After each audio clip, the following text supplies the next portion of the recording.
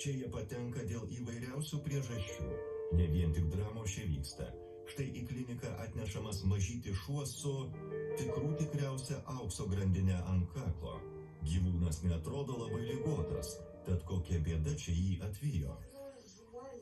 Atsargiai, žinok, čia.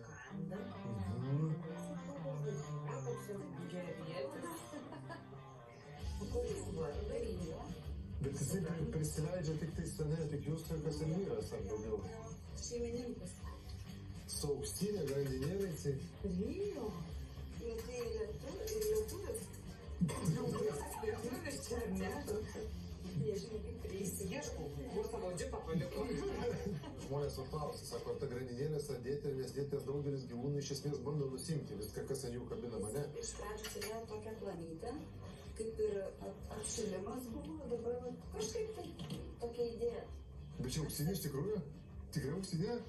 Tai čia baisu, nepavogtų. 10 gramų. Nepavogtų šuns su visa grandinėlė, kas nors, žinai, kaip visokių dabar tų žmonių yra. Auksas. Rijo, toks šunelio vardas, kamuoja prostatos bėdos.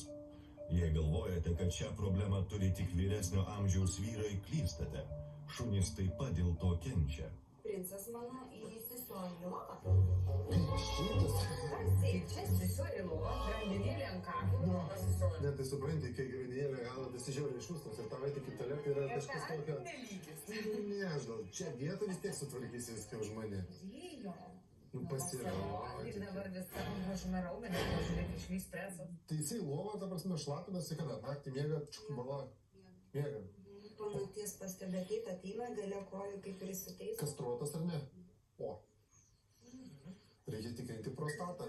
Kartais žmogus, kas yra supainiojama ir ką po savo darbę pastebiu, kad žmogus pradeda pykti ant gyvūno, kai gyvūnas kažkaip elgėsi negerai. Ar jisai, tarkim, pasišlapina, ar kad ir tos pačius batus, arba dar kažkur. Pradeda, vos nežinau, mušti iš tikrųjų, netgi kartais būna taip, bet būna dėl problemos gyvūnas tą daro paprasčiausiai. Batus, pavyzdžiui, žmogų išlapinas vien tam, kad atkreipti dėmesį į save. Bet ką pastebėjau, aš irgi iš pat pradžių galvojau, čia gal koksai kerštas ar kažkas tai, kad specialiai tai daro. Nes šiaip išeinu iš namų, tai jo, visur aplasto, kur gali ir visur pažymė, kad aš jau grįžus turėčiau ką veikti. Tai dabar tai daro? Jo, aš grįžtu namo, tada jau susitvarkau ir tada turiu tokia rutina, žinoti, net į kur, už kurio kampo, kurai. Aš noriu gal pirmą pasižiūrėti echoskopiškai. Aha, bet jeigu aš dėsiu ranką, jis man ne. Nu, patikrinkim, nu tai. Visi patikras greitų priimsi. Ką? Greidukas nutaikytas. Pavyks sukleisti. Tai čia bus šalta. Žiūrėkit, aš kojytės gal pasilaikysiu vis dėlto, jūs nors. Žinokit, ką galiu pasakyti dabar iš to echoskopinio tyrimo, tai šlapinimasis, sakykime, kada miega jisai, tai galimai dėl prostatos problemos. Prostata yra išvešėjusi, nėra kažkokių vėžių, kaip sakau, kiti sako, ten vėžys, onkologija, dar kažkas. Tikrai ne, bet jinai yra išdidėjusi, jinai metam bėgant, jinai didėja. Ir per prostatą eina tiesiog tas šlapimtakis, kaip sakau. Ir kai gyvūnas miega, galbūt naktį vienu kitokiu būdu, šiek tiek gali sujausti skausmą ir kai iš karto pajaučia, iš karto ir pradeda jų lovą padaryti.